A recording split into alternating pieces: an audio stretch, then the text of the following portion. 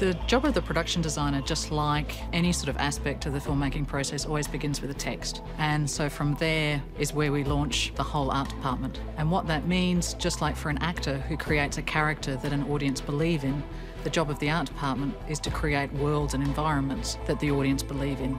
And hopefully through long processes whereby we involve obviously construction, paint, plaster, set decoration, we complete a world that is, in a sense, completely real within the world of Game of Thrones. And I think where Game of Thrones actually needs a lot of credit is actually we really try and keep a lot of scenes in camera. So for as much as possible, we create total environments. I mean, it's an extraordinary thing to be able to build a 360-degree space. On every level, we try and be very thoughtful and mindful of the colours that relate to the character involved, their status in society, and what do we want an audience to know about them as they're moving through the landscape.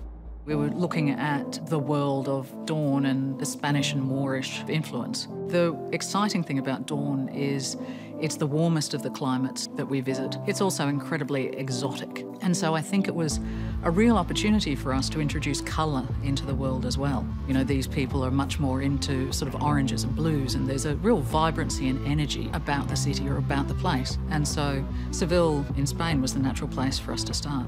And we were absolutely beyond lucky being able to shoot in the Alcazar.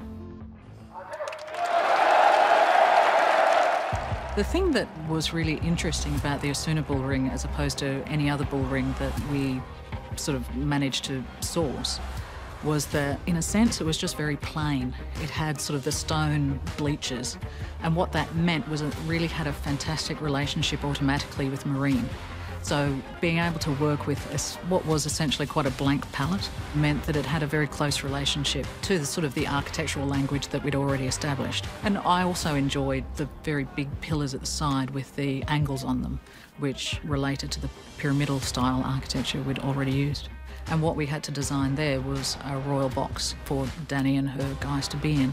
And what that meant was we were able to do a completely clean build out in that arena there. It was a completely different style of construction. It was a full-on building site for weeks, and it's just a function of this show, because we're doing so much at once, is phenomenal. So it was something that, from my perspective, I'd never seen done before.